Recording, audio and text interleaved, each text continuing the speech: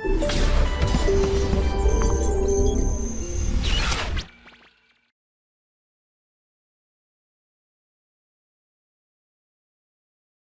चलिए हम बात करते हैं न्यूरल कंट्रोल एंड कोऑर्डिनेशन में आगे के पार्ट की। हमने जो है प्रीवियस लेक्चर में पढ़ा था कि ब्रेन के स्ट्रक्चर के बारे में हम पढ़ रहे थे वहाँ पर। तो हमने देखा कि ब्रेन का डेवलपमेंट कैसे होता है। तो वो न्यूरल ट्यूब के बारे में अपन ने बात की थी कि न्यूरल ट्यूब फॉर्म होती है। न्यूरल ट्यूब के थ्री पार्ट्स होते हैं, प्रोजेंसेफेलॉन, मेसेंसेफेलॉन एंड रोमेनसेफेलॉन, जो जिनसे कि फर्दर ब्रेन का डेवलपमेंट होता है। तो अभी अपन बात करने वाले हैं कवरिंग ऑफ ब्रेन के बारे में और ब्रेन के स्ट्रक्चर के बारे में। तो चलिए पहले अपन बात करते हैं ब्रेन की कवरिंग के बारे में।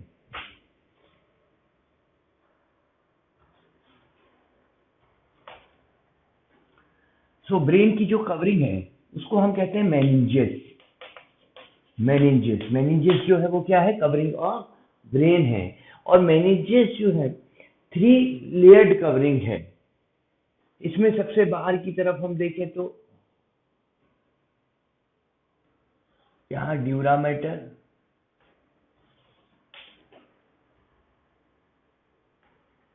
इसके बाद अरेकेनॉइड मैटर जिसमें फिंगर लाइक प्रोजेक्शंस मिलते हैं, अरेकेनॉइड विलाई कहते हैं जिसको, और फिर है पाया मैटर। इस तरीके से आउटर मोस्ट क्या है, ये आउटर टू इनर चल रहे हैं। आउटर मोस्ट है ड्यूरा मैटर, इनका सीक्वेंस इंपॉर्टेंट है। मिडल है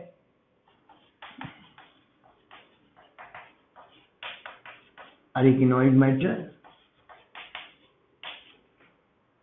and inner one is pia mater. ठीक है, और इसके अंदर ब्रेन होगा।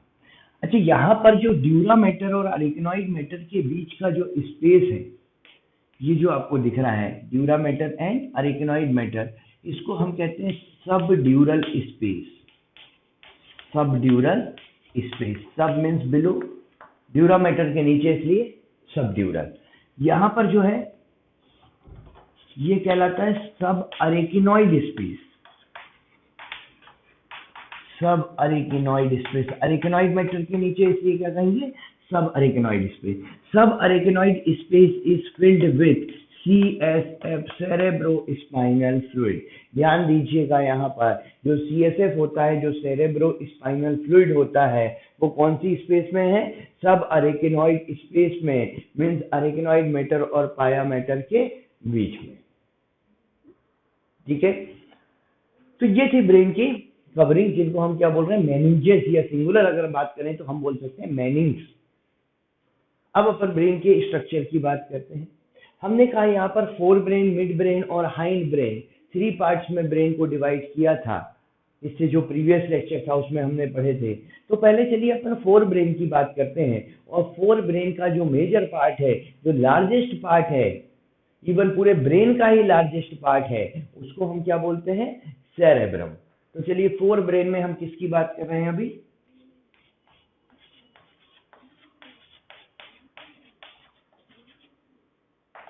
4 ब्रेन में हम बात करते हैं सेरेब्रम के बारे में। तो सेरेब्रम लार्जेस्ट पार्ट है ब्रेन का। सेरेब्रम की जो सरफेस होती है वो सरफेस स्मूथ नहीं होती, रफ सरफेस होती है। इस तरह से उसमें रफ सरफेस है। सेरेब्रम की जो सरफेस मिलेगी वो रफ है। और रफ सरफेस किस कारण से है, इसमें कई सारे स्ट्रक्चर्स होते हैं जिनको हम कहते हैं सल्काई, फिशर, गायरी।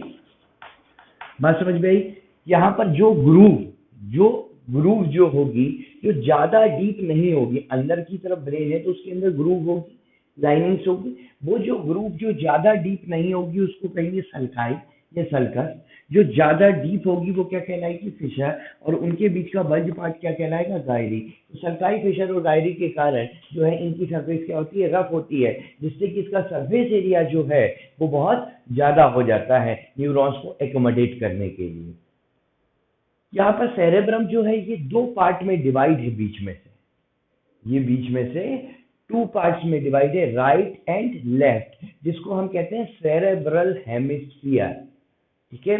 तो सेरेब्रम जो है वो कितने हेमिस्फीयर में डिवाइड है? 2 हेमिस्फीयर में, right hemisphere and left hemisphere. और दोनों के बीच में यहाँ पर ये बीच से कनेक्ट करने वाली एक बैंड होती है, उस बैंड को कहते हैं कॉर्पस कैलोसम। तो यहाँ पर जो कॉर्पस कैलोसम है, ये कॉर्पस कैलोसम क्या है? कॉर्पस कैलोसम बैंड है नर्व फाइबर की, जो कि बोथ सेरेब्रल हेमिस्फीयर को कनेक्ट कर रही है। मतलब कह सकते हैं राइट और लेफ्ट सेरेब्रल हेमिस्फीयर को कनेक्ट करने का काम करती है, उसको हम क्या बोलते हैं? Corpus callosum.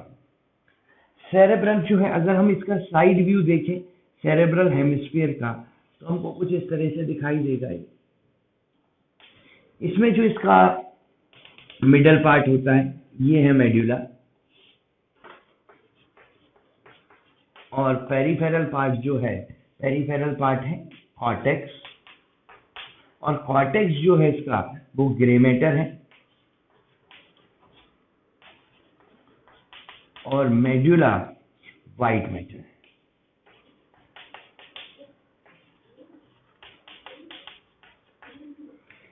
अब ये ग्रे मैटर और व्हाइट मैटर क्या है? एक्चुअली होता क्या है, मेड्यूला में माइलिनेटेड एक्सॉन होते हैं। यहाँ पर तो साइटोन होंगे, सेल बॉडी होगी, और यहाँ पर जितने न्यूरॉन्स होते हैं उनके माइलिनेटेड एक्सॉन होते हैं। तो जहाँ पर सेल बॉडी होती है वो ग्रे मैटर होता है, और जो माइलिनेटेड एक्सॉन होते हैं, क्योंकि माइलिन शीट का जो कलर होता है वो व्हाइट होता है, इस कारण से यहाँ पर जो है बंडल्स होता है एक्सॉन का, माइलिनेटेड एक्सॉन का, तो ये कैसा दिखाई देता है? व्हाइट दिखाई देता है। तो ये व्हाइट मैटर है और ये ग्रे मैटर फॉर्म करता है। अब अपन यहाँ पर लोब्स की अगर बात करें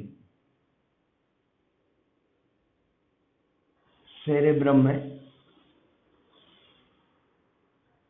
तो 4 लोब्स एंड 3 sulcus होती हैं। यहाँ पर ये हो गया frontal lobe,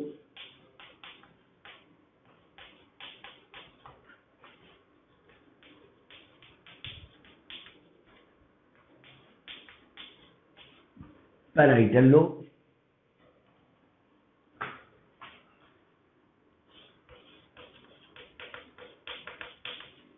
occipital lobe and temporal lobe. Frontal, parietal, occipital and temporal. Frontal, parietal, temporal and occipital. ठीक है, ये सेरेब्रम के लोब्स हैं। और 3 सल्कस होती हैं इसमें। सल्कस मतलब ऐसी ग्रुप जो कि ज्यादा डीप नहीं होती, ऐसी ग्रुप को हम क्या बोलते हैं? सल्कस। तो यहाँ पर जो सल्कस होगी, सल्काई होगी,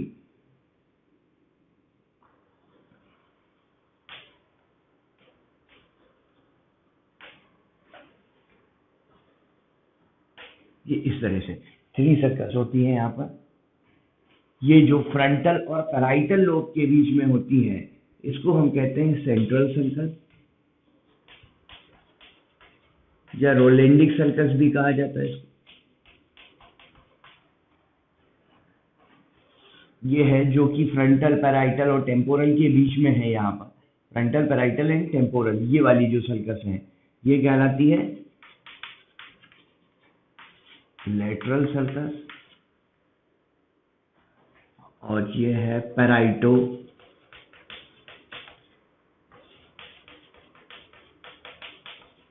ऑक्सीपिटल सर्कस। ठीक है, तो यहाँ पर 3 सल्काई एंड 4 लोब्स। अब हम यहाँ पर सेरेब्रम के कुछ एरियाज के बारे में बात करते हैं कि कहाँ पर कौन सा एरिया प्रेजेंट होगा। सो अगेन जो है हम यहाँ पर इसी डायग्राम को बनाते हैं। यहाँ पर lateral sulcus, central sulcus, पैराइटो occipital circus. इस पार्ट में जो एरिया होगा, मतलब कौन सा लोब हो गया? ये फ्रंटल लोब। फ्रंटल लोब जो है उसमें मोटर एरिया, ये फ्रंटल लोब में कौन सा एरिया है? ये है motor area.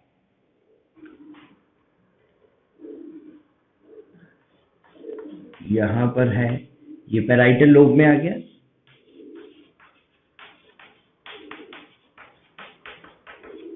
सोमेस्थेटिक area, parietal lobe में क्या हो गया? सोमेस्थेटिक एरिया। यहां पर है फ्रंटल लोब में ही ब्रोकास एरिया,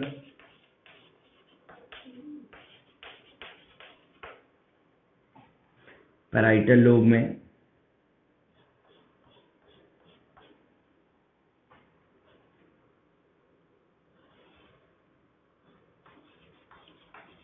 गस्टेटरी एरिया, इसके नीचे की तरफ यहां पर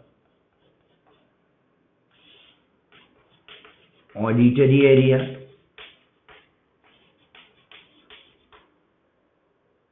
यही टेम्पोरल लोब में वर्निक्स एरिया,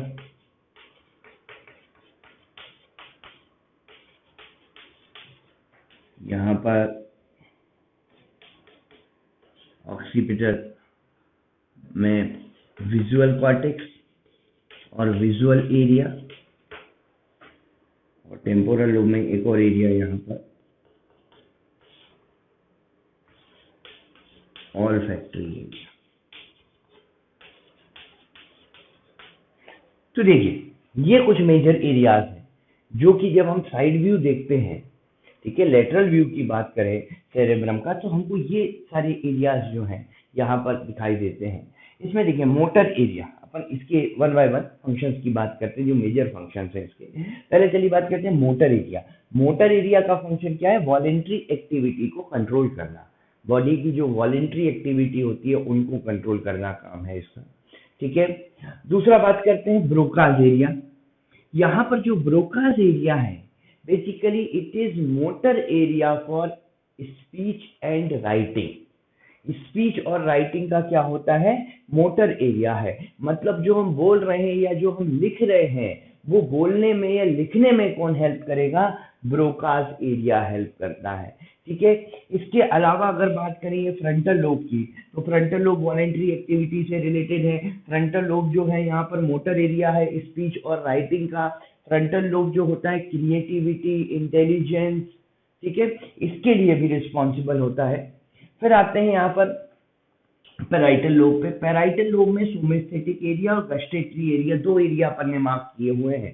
सो सोमेस्थेटिक एरिया प्रेशर, पेन और टच के लिए रिस्पॉन्सिबल है, ठीक है। किसके लिए रिस्पॉन्सिबल है? प्रेशर, पेन और टच के लिए। गस्टेटरी एरिया टेस्ट के लिए, ठीक है, नाम से समझ में आ रहा है, ये टेस्ट के लिए रिस्पॉन्सिबल है। आते हैं टेम्पोरल लोब पे। टेम्पोरल लोब पे आप देखिए ऑडिटरी एरिया, किसके लिए रिस्पॉन्सिबल होगा? ये रिस्पॉन्सिबल होगा हियरिंग के लिए, ठीक है। वर्निक्स एरिया, वर्निक्स एरिया जो है sensory area for speech and writing. ध्यान दीजिएगा, हमने यहाँ पर कहा motor area for speech and writing, और यहाँ पर हम क्या बोल रहे हैं? Sensory area for speech and writing. मतलब बोली गई लैंग्वेज को समझने में, लिखी गई लैंग्वेज को समझने में, अंडरस्टैंड करने में कौन सा एरिया काम करेगा? वर्निक्स एरिया, ठीक है ना। और लिखने में और बोलने में कौन सा काम करेगा? Broca's area. और उस चीज को समझने में कौन काम करेगा? वो वर्निक्स एरिया, ठीक। यहाँ पर आप देख सकते हैं ऑडिटरी एरिया हो गया, ठीक है। उसके अलावा ऑल्फैक्टरी एरिया, ऑल्फैक्टरी एरिया जो है वो स्मेलिंग में काम करेगा, ठीक है, स्मेलिंग का फंक्शन होगा उसका। यहाँ पर देख सकते हैं visual cortex, visual area occipital lobe में विजन में हेल्प करेगा। सो ये सारे जो अलग अलग एरियाज हैं, इनके मेजर फंक्शंस के बारे में हमने पढ़ा। चलिए आगे हम बात करते हैं ब्रेन के डिफरेंट पार्ट्स की। यहाँ पर अपन ने जो पार्ट पढ़ा है वो है सेरेब्रम, जो कि टीलेनसेफेलॉन का मेजर पार्ट है, ठीक है। ये वाली बात तो क्लियर है। सेरेब्रम जो है वो किसका पार्ट था? टीलेनसेफेलॉन। हमने देखा था फोर ब्रेन को दो पार्ट में डिवाइड किया, टीलेनसेफेलॉन और डायनसेफेलॉन। टीलेनसेफेलॉन का मेजर पार्ट कौन सा था? सेरेब्रम था, ठीक है। दूसरा पार्ट कौन सा था इसका? डायनसेफेलॉन। तो अब अपन बात करेंगे किसकी? अब अपन बात करते हैं डायनसेफेलॉन के बारे में। अब अपन बात कर रहे हैं यहाँ पर फोर ब्रेन के सेकेंड पार्ट की। सेकेंड पार्ट कौन सा है? डायनसेफेलॉन। डायनसेफेलॉन को हमने कहा इसके तीन पार्ट्स होते हैं, एपिथैलेमस,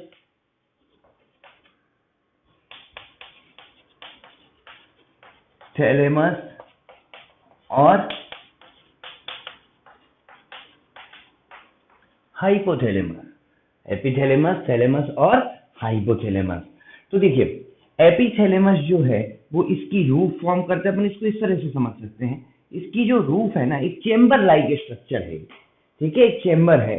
इसकी जो रूफ है ये रूफ किसने फॉर्म करी, ये रूफ फॉर्म करी है एपिथैलेमस ने।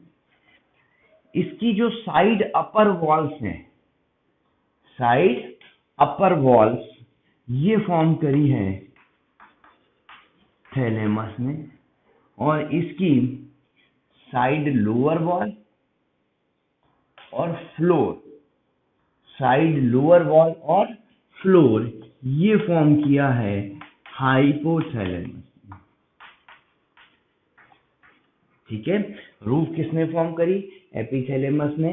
साइड अपर वॉल किसने फॉर्म करी, थैलेमस ने। साइड लोअर वॉल और फ्लोर किसने फॉर्म किया, हाइपोथैलेमस ने। इसके एपिथैलेमस से पीनियल बॉडी अटैच होती है, पीनियल बॉडी जिसके फंक्शन हम जनरली जो है केमिकल कंट्रोल एंड कोऑर्डिनेशन में पढ़ते हैं और पढ़ भी चुके हैं, ठीक है। यहाँ पर हाइपोथैलेमस की बात करें तो हाइपोथैलेमस से स्टॉक लाइक स्ट्रक्चर के थ्रू जो है वो पिट्यूटरी ग्लैंड अटैच होती है, और किस स्ट्रक्चर से जुड़ी होती है, सो इनफंडिबुलम। इसके बारे में भी हमने पढ़ा है chemical control and coordination.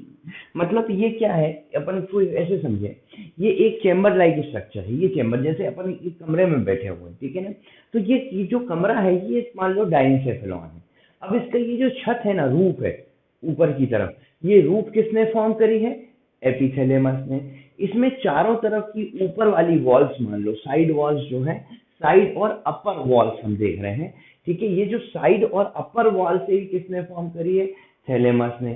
Side की नीचे वाली वॉल्स, ठीक है, साइड की चारों तरफ की नीचे वाली वॉल्स, और ये जो फ्लोर है जिस पर हम खड़े हुए हैं ये किसने फॉर्म किया है, हाइपोथैलेमस ने, ठीक है ना। और एपिथैलेमस से लटका हुआ है पीनियल बॉडी अटैच है, और हाइपोथैलेमस से क्या अटैच है, पिट्यूटरी ग्लैंड। इस तरीके से हम इसको समझ सकते हैं। और यहाँ पर हाइपोथैलेमस के एंटीरियर पार्ट है, एंटीरियर मतलब आगे वाला जो पार्ट होगा, वहां पर ऑप्टिक नर्व की क्रॉसिंग होती है। इसका जो एंटीरियर पार्ट है यहाँ पर ऑप्टिक नर्व क्रॉस कर रही होती है, इस क्रॉसिंग को हम कहते हैं ऑप्टिक कियाज्मा। ये क्या होती है, ऑप्टिक कियाज्मा होती है। और हाइपोथैलेमस के पोस्टीरियर कॉर्नर पे, पीछे की तरफ, और किस पर, कॉर्नर पे, यहाँ पर अटैच होती है मेमिलरी बॉडी, या जिसको हम कहते हैं कॉर्पस मेमिलेरी, जो कि वेस्टिजियल होती है ह्यूमन की। मेमिलरी बॉडी होती है, या इसको कॉर्पस अल्बिकन्स भी कहा जाता है, कॉर्पस अल्बिकन्स और कॉर्पस मेमिलेरी भी कहा जाता है। ये जो मेमिलरी बॉडी है कॉर्पस अल्बिकन्स, ये वेस्टिजियल है ह्यूमन में। अच्छा, कॉर्पस अल्बिकन्स हम एक जगह और पढ़ते हैं, आपको ध्यान होगा तो, अगर आपने पढ़ा होगा तो, ओवरी में कॉर्पस ल्यूटियम जब डीजेनरेट होता है तो एक वेस्टिजियल स्ट्रक्चर फॉर्म करता है, वो भी, जिसको हम क्या बोलते हैं, कॉर्पस अल्बिकन्स। तो वहां पर भी कॉर्पस अल्बिकन्स है और यहाँ पर भी ये कॉर्पस अल्बिकन्स है, ठीक है। तो ये स्ट्रक्चर। अच्छा, अब अपन इसके फंक्शन की अगर बात करें तो एपिथैलेमस तो पीनियल बॉडी से रिलेटेड है, तो पीनियल बॉडी से रिलेटेड इसके फंक्शंस है, लाइक बॉडी को डिफेंस मैकेनिज्म को बढ़ाना, 24 आवर्स की डायरनल रिदम को, स्लीप साइकिल को, इनको रेगुलेट करने में हेल्प करेगा। थैलेमस की बात करें तो थैलेमस रिले सेंटर होता है। थैलेमस क्या है, रिले सेंटर। रिले सेंटर क्यों बोलते हैं, बॉडी की जितनी भी इंफॉर्मेशन है जो सेरेब्रम को जा रही है वो थैलेमस के थ्रू ही जा रही है, इसलिए थैलेमस को हम क्या बोलते हैं, रिले सेंटर, ठीक है। और हाइपोथैलेमस, हाइपोथैलेमस जो होता है, एक तो इसका फंक्शन एंडोक्राइन वाला होता है जो हम पढ़ चुके हैं, कुछ हार्मोन सीक्रेट करता है। इसके अलावा हाइपोथैलेमस जो है टेम्परेचर रेगुलेशन का काम करेगा। हमारी बॉडी का जो टेम्परेचर है जो 37 डिग्री पर सेट है, वो किसकी वजह से सेट है, हाइपोथैलेमस की वजह से। तो हाइपोथैलेमस क्या करता है, टेम्परेचर रेगुलेशन, बॉडी के टेम्परेचर को रेगुलेट करके रखता है। हाइपोथैलेमस जो है हंगर, थर्स्ट, सेटाइटी सेंटर होता है यहाँ पे। Hunger, thirst, सेटाइटी। सेटाइटी मतलब जो एक सेचुरेशन आ जाता है ना, खाते हैं पीते हैं तो ऐसा तो नहीं खाते ही जाते हैं, खाने के बाद ऐसा लगता है कि बस हो गया अब नहीं खाना है, या पानी पीते हैं तो पानी पीने के बाद लगता है कि अब बस बंद करो, ऐसा तो नहीं कि खा खा के पेट फट गया, तो नहीं होता ना। तो अब वो क्यों नहीं होता, क्योंकि सेटाइटी सेंटर होता है हमारे हाइपोथैलेमस में। सेटाइटी मतलब जो एक सेटिस्फेक्शन का लेवल जो है वो जनरेट करता है कि हाँ ठीक है, अब यहाँ पर आके चीजें जो है मतलब हमारी जो बॉडी है, हमारी जो माइंड है वो क्या हो गया, सेटिस्फाई हो गया, तो उसको सेटाइटी सेंटर कहते हैं। वो भी यहाँ पर होता है। इमोशनल सेंटर भी यहाँ पर मिलेगा, लव, एंगर, जो सैड, हैप्पी, इन सब के सेंटर भी कहाँ होते हैं, वो भी हाइपोथैलेमस में होंगे। सेक्सुअल बिहेवियर का सेंटर कहाँ होगा, हाइपोथैलेमस में होगा। तो हाइपोथैलेमस जो है emotional behaviour, sexual behaviour, hunger, thirst, satisfy, ठीक है, टेम्परेचर रेगुलेशन और एंडोक्राइन फंक्शन परफॉर्म करता है। इसमें ये कुछ फंक्शन जो होते हैं, लाइक जो अपन सेक्सुअल बिहेवियर वगैरह की बात कर रहे हैं, ये कुछ फंक्शन जो है ये मिलकर काम करता है लिम्बिक सिस्टम के साथ। हाइपोथैलेमस जो है वो लिम्बिक सिस्टम के साथ मिलकर काम करता है। लिम्बिक सिस्टम भी फोर ब्रेन का ही पार्ट है। टीलेंसेफेलॉन में एक्चुअली दो पार्ट और होते हैं, एमिगडेला, हमने सेरेब्रम तो पढ़ा था, वो तो मेजर पार्ट था, उसके अलावा एमिगडेला और हिप्पोकैम्पस भी होते हैं, ठीक है, जो मिलकर लिम्बिक सिस्टम बनाते हैं। और हाइपोथैलेमस लिम्बिक कुछ फंक्शन अपने लिम्बिक सिस्टम के साथ मिलकर परफॉर्म करता है, जैसे कि सेक्सुअल बिहेवियर, इमोशनल बिहेवियर। साथ ही साथ जो लिम्बिक सिस्टम होता है ये शॉर्ट टर्म मेमोरी को लॉन्ग टर्म मेमोरी में कन्वर्ट करने का काम भी करता है, ठीक है। शॉर्ट टर्म मेमोरी मतलब कोई चीज हमने देखी या कोई चीज हमने पढ़ी, जब वो लॉन्ग टर्म बहुत समय तक याद है, मतलब वो किस में कन्वर्ट हो चुकी है, अब हमारी लॉन्ग टर्म मेमोरी में कन्वर्ट हो चुकी है। तो वो लॉन्ग टर्म मेमोरी में कन्वर्ट करने का काम किसका था, लिम्बिक सिस्टम का, ठीक है। तो बात आई समझ में। यहाँ पर ये बात थी अपने फोर ब्रेन के बारे में, ठीक। अब अपन बात करते हैं फोर ब्रेन के बाद किसके बारे में, फोर ब्रेन के बाद हम आते हैं मिड ब्रेन पर।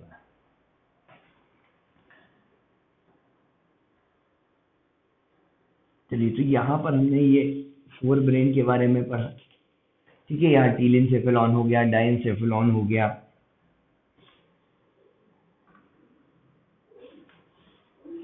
फोर ब्रेन के बाद ये हो गया मिड ब्रेन। मिड ब्रेन के बाद आएगा हाइंड ब्रेन।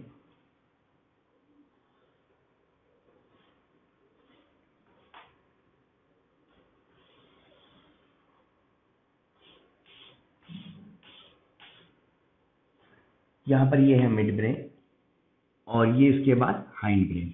मिड ब्रेन में नर्व फाइबर की टू बैंड्स होती हैं, two bands of nerve fibre, जिसको कहते हैं क्रूरा सेरेब्राई। क्रूरा सेरेब्राई और क्रस सेरेब्राई भी कहा जाता है इसको, क्रूरा और क्रस सेरेब्राई। ये क्या है, two bands of nerve fibre midbrain में। और आप देख रहे होगे मिड ब्रेन को फोर ब्रेन से भी कनेक्ट कर रही है, मिड ब्रेन को हाइंड ब्रेन से भी कनेक्ट कर रही है, ठीक है। यहाँ पर फोर ऑप्टिक लोब्स होते हैं, फोर लोब्स होते हैं बेसिकली, जो कि ऊपर वाले लोब्स को हम कहते हैं superior colliculi, superior colliculi, four bulgings हैं, और नीचे है इंफीरियर कॉलिकुलाई। सुपीरियर कॉलिकुलाई जो है वो विजन से रिलेटेड है, इंफीरियर कॉलिकुलाई जो है वो हेयरिंग से रिलेटेड है, ठीक है। और ये फोर लोब्स होते हैं, इसलिए हम ह्यूमन ब्रेन को कॉर्पोरा क्वाड्रिजेमिना कहते हैं। क्या बोलते हैं ह्यूमन ब्रेन को, कॉर्पोरा क्वाड्रिजेमिना। और कॉर्पोरा क्वाड्रिजेमिना लाइक एम्फीबियंस में जो है वो टू लोब्स होते हैं, टू बल्जिंग्स होती हैं, इसलिए उनके ब्रेन को कहते हैं कॉर्पोरा बाइजेमिना, जबकि ह्यूमन ब्रेन को हम क्या बोल रहे होते हैं, कॉर्पोरा क्वाड्रिजेमिना, ठीक है। तो ये मिड ब्रेन के बारे में हो गया। आते हैं हाइंड ब्रेन पे। तो हाइंड ब्रेन में ये पार्ट तो कौन सा हो गया, पोन्स। ये कौन सा हो गया, मेडुला ओब्लोंगेटा, जिसका एक्सटेंशन क्या होती है, स्पाइनल कॉर्ड। स्पाइनल कॉर्ड जो होती है एक्सटेंशन ऑफ मेडुला ओब्लोंगेटा। और ये second largest part of brain, cerebellum, ये जो है सेरेबेलम, जो कि second largest part of brain है। ठीक है, तो चलिए अब अपन बात करते हैं यहाँ पर हाइंड ब्रेन के कुछ फंक्शंस के बारे में और थोड़ी बहुत डिटेल जो है वो सेरेबेलम के बारे में। पोन्स का, अच्छा इसमें फंक्शंस अगर देखें पोन्स का, तो पोन्स का तो रेस्पिरेशन में फंक्शन है। अगर आप रेस्पिरेटरी सिस्टम आपने पढ़ा है, रेगुलेशन ऑफ ब्रीथिंग पढ़ा है, तो आपने देखा होगा वहां पर जो एसेसरी सेंटर होता है, न्यूमोटेक्सिक सेंटर जो है, एसेसरी सेंटर जो है रेस्पिरेशन का, वो पोन्स में होता है। बात करें मेडुला ओब्लोंगेटा की, सो मेडुला ओब्लोंगेटा जो है वो इनवॉलेंट्री एक्टिविटी, बॉडी की जो भी इनवॉलेंट्री एक्टिविटी है उसके सेंटर्स यहाँ पर होते हैं। लाइक रेस्पिरेशन का major centre, primary rhythm centre यहाँ है, रेस्पिरेशन के बाद सर्कुलेशन हो गया, डाइजेशन हो गया, ये इनवॉलेंट्री एक्टिविटी के सेंटर कहाँ होते हैं? मेडुला ओब्लोंगेटा में। और कुछ क्रेनियल रिफ्लेक्सेस भी यहाँ से जनरेट होते हैं, क्रेनियल रिफ्लेक्सेस जैसे वोमिटिंग, उसका सेंटर भी कहाँ है? मेडुला ओब्लोंगेटा में ही है। ठीक है, उसके बाद बात करते हैं अपन सेरेबेलम की। तो सेरेबेलम का फंक्शन जो होता है हमारे ब्रेन और स्केलेटल सिस्टम के बीच में कोऑर्डिनेशन बनाने का। ठीक है, कोऑर्डिनेशन बना के रखता है, सीएनएस और स्केलेटल सिस्टम के बीच में, मसल के बीच में कोऑर्डिनेशन बना के रखता है। मतलब जब हम चल रहे हैं तो हमारा ब्रेन जो है जिस डायरेक्शन में चाह रहा है, हमारे हाथ पैर का मूवमेंट भी उसी डायरेक्शन में हो रहा है। मैं सोच रहा हूँ हाथ राइट जाएगा तो राइट ही जाएगा, लेफ्ट जाएगा तो लेफ्ट ही जाएगा। तो ये जो मूवमेंट चल रहा है यहाँ पर, ये इसी के कारण चल रहा है। ठीक है ना, तो यहाँ पर वही बात है कि ये जो मूवमेंट हो रहा है, ये जो कोऑर्डिनेशन हो रहा है, वो किसके कारण हो रहा है? सेरेबेलम के कारण। चलिए अब अपन सेरेबेलम के कुछ स्ट्रक्चर की, चलिए तो हम बात कर रहे थे यहाँ सेरेबेलम के बारे में। तो सेरेबेलम जो है second largest part of brain. ठीक है, इसमें जो है ये भी दो सेरेबेलर हेमिस्फीयर होते हैं। जैसे आपने सेरेब्रल हेमिस्फीयर हमने पढ़ा था, वैसे ही यहाँ पर 2 सेरेबेलर हेमिस्फीयर मिलेंगे हम। और ये जो दोनों ही सेरेबेलर हेमिस्फीयर होंगे ये तीसरे लोब से जुड़े होंगे, जिसको हम कहते हैं वर्मिस। ये कुछ इस तरह से होते हैं। ये तो क्या हो गया भाई? Cerebellar hemisphere. ठीक है, ये है सेरेबेलर हेमिस्फीयर। और ये किससे जुड़े हुए हैं? थर्ड स्मॉल लोब होता है जिसको हम क्या बोलते हैं? वर्मिस, उसके थ्रू जुड़े होते हैं। यहाँ पर भी अगेन सेम बात है, जैसे कि हमने सेरेब्रम में पढ़ा था कि outer cortex, inner medulla. Cortex is made up of grey matter and medulla is white matter. ठीक है, कॉर्टेक्स। अब यहाँ पर भी कॉर्टेक्स जो है वो ग्रे मैटर फॉर्म करेगा और मेडुला जो है वो व्हाइट मैटर फॉर्म करेगा यहाँ पर इस तरह से।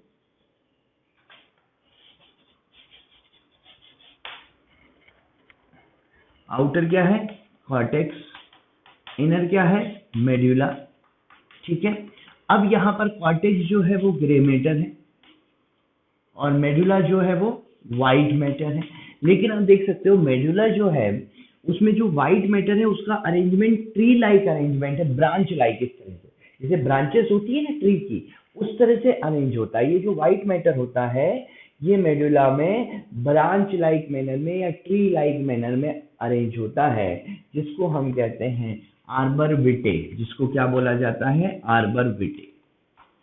आर्बर विटे मतलब आर्बर विटे क्या हो गया? Branch like arrangement of white matter, जो कि सेरेबेलम के मेडुला पार्ट में है। इसी को हम क्या बोल रहे हैं? आर्बर विटे। ठीक है, तो ये एक मेन बात आपको यहाँ पर याद रखनी है। और सेरेबेलम जो है हमने कहा कि इसका फंक्शन क्या है? कोऑर्डिनेशन बना के रखना सीएनएस और स्केलेटल सिस्टम के बीच में, एक कोऑर्डिनेशन बना के रखने का काम है। इसलिए जब अल्कोहल जो होता है ना, जब ज्यादा अमाउंट में हो जाता है, तो ज्यादा अमाउंट में हो जाता है तो क्या होता है? सेरेबेलम पे इसका इफेक्ट पड़ जाता है, फिर कोऑर्डिनेशन बिगड़ जाता है। मतलब हम सोचते हैं कि पैर राइट में रखेंगे, रखाता है लेफ्ट में। हम सोचते हैं पैर वहां रखना है, पैर रखाता है दूसरी जगह। गड्ढा दिख गया, हमने कहा गड्ढे में पैर नहीं रखना, पैर रखा गया गड्ढे में। ठीक है, तो क्यों? क्योंकि वो कोऑर्डिनेशन क्या हुआ है? वो बिगड़ चुका है। सो इसका काम कोऑर्डिनेशन बना के रखना है। जो मेनली इनवॉलेंट्री एक्टिविटी हम कर रहे हैं, कोऑर्डिनेशन हमारा सेमी कॉन्शियस स्टेट में चल रहा है। जैसे जब हम चल रहे हैं तो हमारा दिमाग को तो पता है कहाँ जाना है, हमारे मसल्स भी वहीं जा रहे हैं, लेकिन उसके लिए हम कॉन्शियस नहीं। हम इनवॉलेंट्री मूवमेंट कर रहे हैं वो, ठीक है ना, कि अगर हम चल रहे हैं तो हमें पता है कि कहाँ पैर रखना है, हम सोच सोच के तो नहीं चलते ना। जब चलते हैं तो बोले ये वाला पैर अच्छा इधर रखना है, दूसरा पैर इधर रखना है, ये सोच के नहीं चलते ना जब नॉर्मली हम चलते हैं, ठीक है। तो जैसे अभी हम कुछ लिख रहे हैं तो हमारे मसल का मूवमेंट हो रहा है और स्केलेटल मसल से स्केलेटल सिस्टम का मूवमेंट हो रहा है, हम सोच के थोड़ी लिख रहे हैं। जब अर्ली स्टेज में हमने सीखा होगा तब जरूर सोचा होगा। अब हमको किसी ने कहा ए लिखना है तो हमने फटाक से ए ऐसा लिख दिया। अब हमने इसके लिए सोचा तो नहीं ना कि हाथ को यहाँ लाना है, फिर इधर ले जाना है, फिर ऐसा करना है, फिर ये करना है, नहीं सोचा। वो अपने आप ही क्या है, ब्रेन और स्केलेटल सिस्टम के बीच का कोऑर्डिनेशन बन गया और इनवॉलेंटरी हमने ये लिख दिया सेमी कॉन्शियसली। तो ये सारा काम कौन करवा रहा है, ये सारा काम सेरेबेलम ही करवा रहा है, ठीक है। तो ये था ब्रेन के स्ट्रक्चर के बारे में। चलिए अब हम इनसे रिलेटेड कुछ क्वेश्चंस की बात करते हैं जो प्रीवियस एग्जाम में जो है नर्व कंडक्शन से या ब्रेन के स्ट्रक्चर से रिलेटेड क्वेश्चंस जो हैं वो पूछे गए हैं प्रीवियस एग्जाम में। अच्छा, इसके पहले अपन एक बार रिफ्लेक्स एक्शन के बारे में भी देख लेते हैं, फिर अपन क्वेश्चंस पे आते हैं। रिफ्लेक्स एक्शन जो है ना, एक्चुअली जैसे अभी अपन बात कर रहे थे कि मेडुला ओब्लोंगेटा जो है वो क्रेनियल रिफ्लेक्स को जो है रेगुलेट करता है। तो रिफ्लेक्स एक्शन अगर अपन देखें तो रिफ्लेक्स एक्शन होते क्या है, रिफ्लेक्स एक्शन वो एक्शंस होते हैं जो कि सडनली परफॉर्म होते हैं, बिना सोचे समझे परफॉर्म होते हैं, उनको हम क्या बोलते हैं, उनको हम रिफ्लेक्स एक्शन बोलते हैं। जैसे अगर कोई चीज गर्म लगी, हाथ में छुआ, एकदम से कोई चीज गर्म लगी, हाथ एकदम से दूर हुआ, अब वहां बैठ के हमने सोचा तो नहीं ना कि अब ये गर्म लग रहा है, अब इसका क्या करना है, अपने आप ही हाथ क्या हो गया, दूर हो गया, वो रिफ्लेक्स था। पैर में कांटा चुभा, पैर में कांटा चुभा तो पैर अचानक से ऊपर हुआ, उसके लिए हमने सोचा तो नहीं कि कांटा चुभ रहा है पैर में, अब क्या करें, कांटे को नीचे ले जाएं या पैर को ऊपर ले जाएं, नहीं सोचा, ठीक है। तो वो क्या था, रिफ्लेक्स है, जिसमें सोचने समझने का टाइम नहीं होता, सडनली परफॉर्म्ड एक्शंस होते हैं जिनको हम कहते हैं रिफ्लेक्स एक्शन, और ये बॉडी की मैकेनिज्म और बॉडी के डिफेंस के लिए होते हैं, ठीक है। तो रिफ्लेक्स एक्शन दो तरह के हो सकते हैं, क्रेनियल रिफ्लेक्स हो सकते हैं, स्पाइनल रिफ्लेक्स हो सकते हैं। नाम से समझ में आ रहा है, क्रेनियल रिफ्लेक्स को कंट्रोल ब्रेन करेगा, स्पाइनल रिफ्लेक्स को कंट्रोल स्पाइनल कॉर्ड करेगी, ठीक है। क्रेनियल रिफ्लेक्स जो होते हैं इसमें अर्जेंसी नहीं होती, मतलब हम यहां बोल सकते हैं डू नॉट शो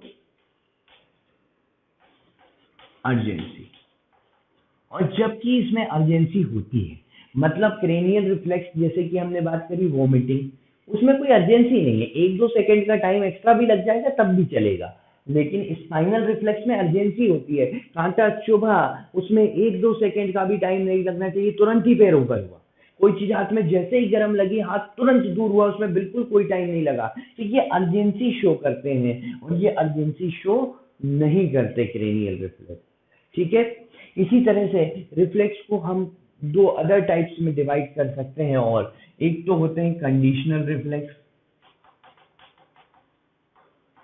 और दूसरे होते हैं अनकंडीशनल,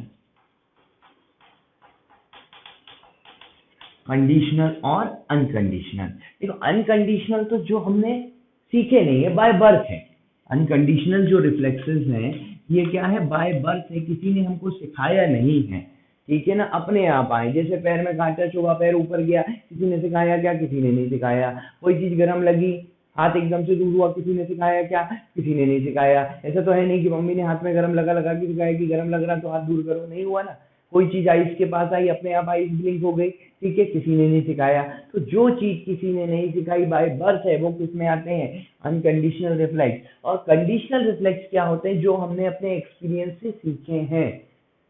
एक्सपीरियंस से क्या सीखे, ड्राइविंग, साइकिलिंग, ठीक है, टाइपिंग, कोई म्यूजिकल इंस्ट्रूमेंट बजाना, ठीक है, स्विमिंग, ये सब हमने सीखे हैं, उसके बाद रिफ्लेक्स बन गए। जब सीखे थे तब रिफ्लेक्स नहीं थे, लेकिन बाद में रिफ्लेक्स बन गए। लाइक कोई म्यूजिकल इंस्ट्रूमेंट बजाता है, पहले तो वो सीखता है, सीखने के बाद वो रिफ्लेक्स एक्शन चलते रहता है, अपने आप ही उसकी जो है, पियानो अगर कोई बजा रहा है अपने आप ही उसकी उंगलियां उस पर चलेंगी, क्यों, क्योंकि वो क्या बन चुका है, रिफ्लेक्स, ब्रेन उसका मास्टर हो चुका है। ड्राइविंग जब हम करते हैं तो पहले तो हमें हर चीजें याद रखनी होती है, कहाँ एक्सीलेटर, कहाँ ब्रेक, कहाँ क्लच। उसके बाद जो है जब मास्टर हो जाता है ब्रेन उसका, तब अपने आप ही चलती है, ठीक है ना। सेमी कॉन्शियस स्टेट में अपने आप हम सोच सोच के तो फिर गियर नहीं डालते, ना सोच सोच के क्लच दबाते, ना सोच सोच के ब्रेक दबाते, तो वो हो क्या रहा है, ब्रेन उसका मास्टर हो गया, वो रिफ्लेक्स बन चुका है।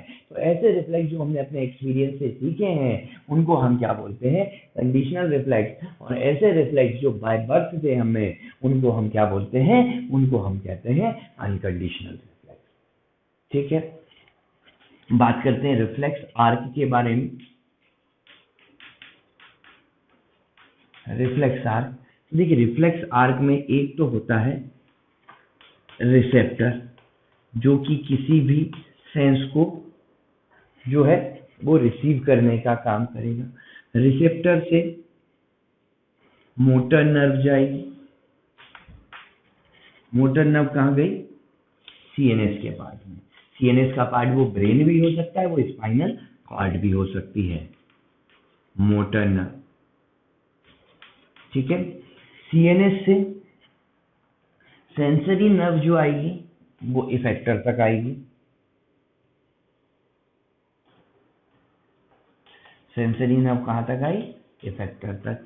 ये कौन सी नर्व है, कौन सा न्यूरॉन है, सेंसरी, सॉरी यहाँ पे ये सेंसरी है, सॉरी ये मोटर है।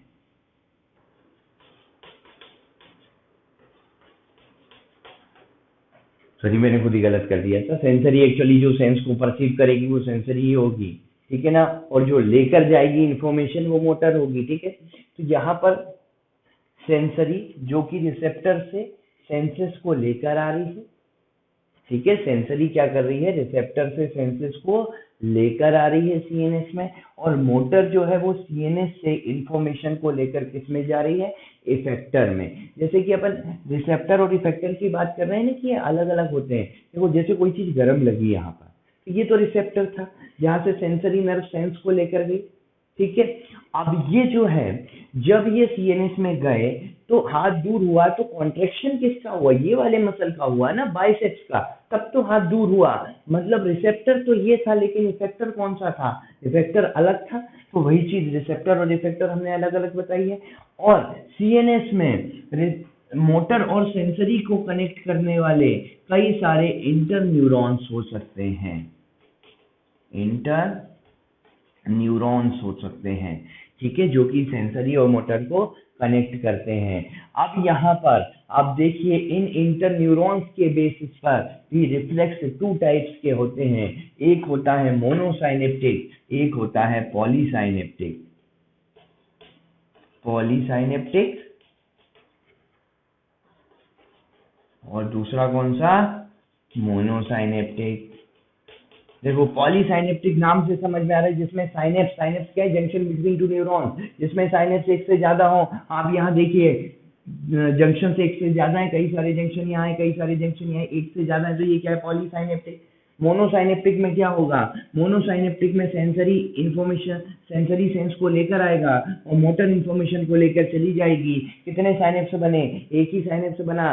तो मोनोसाइनेप्टिक में क्या नहीं था, मोनोसाइनेप्टिक में इंटर न्यूरॉन्स नहीं थे। तो मोनोसाइनेप्टिक सिनेप्स वो साइनेप्स होते हैं जिनमें इंटर न्यूरॉन्स एब्सेंट होते हैं, जैसे कि नी जर्क, नी जर्क जो होता है, ठीक है, ये जिसको हम स्ट्रेच रिफ्लेक्स भी कहते हैं, ये जो नी जर्क होता है ये मोनोसाइनेप्टिक में आता है। जबकि जो जनरल जो अपन रिफ्लेक्सेस की बात करते हैं, जैसे गरम लगा हाथ दूर हो गया, कांटा चुभा पैर ऊपर हो गया, ये सारे किस में आ जाते हैं, विड्रॉल रिफ्लेक्सेस कहलाते हैं इसको, और ये सारे किस में आते हैं, पॉलीसाइनेप्टिक में। ठीक है, तो ये सारे रिफ्लेक्स आर्क के बारे में। चलिए अब अपन लेते हैं कुछ क्वेश्चंस जो कि प्रीवियस ईयर में जो है वो पूछे जा चुके हैं, नर्व इम्पल्स कंडक्शन से और ब्रेन से रिलेटेड।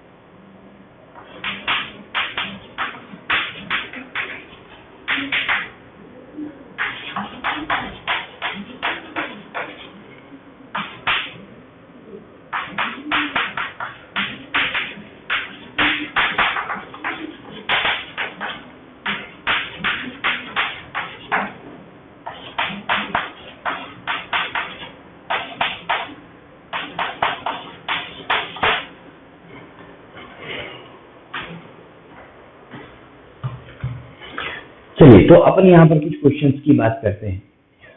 ठीक है, यहाँ पर लाइक फर्स्ट क्वेश्चन जो बात हो रही है, ये हो रही है कि sodium potassium pump is associated with which type of transport.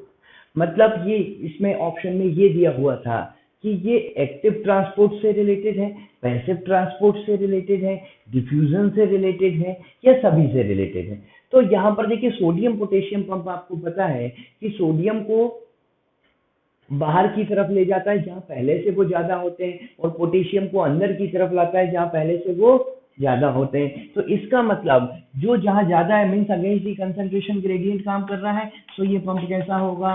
ये पंप एक्टिव पंप होगा। ठीक है, एक्टिव ट्रांसपोर्ट से रिलेटेड होगा। Second, the cavity of diencephalon.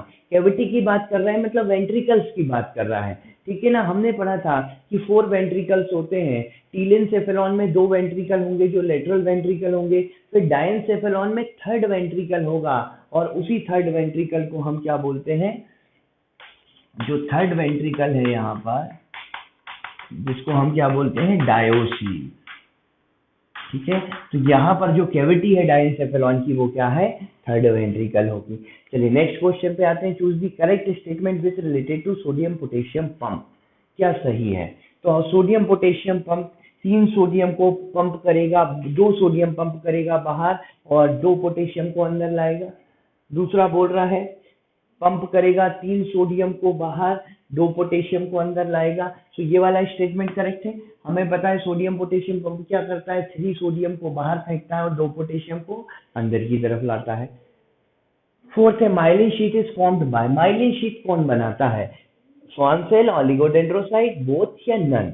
तो यहाँ पर ऑप्शन क्या आएगा? बोथ, क्योंकि पीएनएस में स्वान सेल और सीएनएस में ऑलिगोडेंड्रोसाइट जो कि न्यूरोगिलिया सेल का टाइप होती है, क्योंकि सीएनएस में माइलिन शीट बनाती है। ठीक है, तो कौन बनाता है? तो ये तो दोनों आएंगे। अगर पूछ लेता पीएनएस में कौन बनाता है तो हम बोल देते स्वान सेल, अगर पूछता सीएनएस में कौन बनाता है तो हम कहते हैं ऑलिगोडेंड्रोसाइट। उसने जनरली पूछा है कौन बनाता है, बोथ का ऑप्शन है, तो हमने कहा दोनों ही बनाते हैं। ठीक है, फिर इसके बाद node of Ranvier is associated with. Node of Ranvier क्या होते हैं? माइलिन शीट के बीच में जो गैप होती है उसको हम क्या बोलते हैं? Node of Ranvier. और नोड ऑफ रेनवियर किससे एसोसिएट है? माइलिनेटेड न्यूरॉन से, नॉन माइलिनेटेड से, दोनों से, किसी से भी नहीं। तो ये एसोसिएटेड है किससे? केवल और केवल माइलिनेटेड न्यूरॉन से, क्योंकि जो माइलिन शीट होगी उसका जो जहां डिसकंटिन्यूएशन होगा उसी पार्ट को हम क्या बोलते हैं? नोड ऑफ रेनवियर, जहां पे आयंस का एक्सचेंज भी होगा। ठीक है, तो बच्चों आज के लिए इतना ही।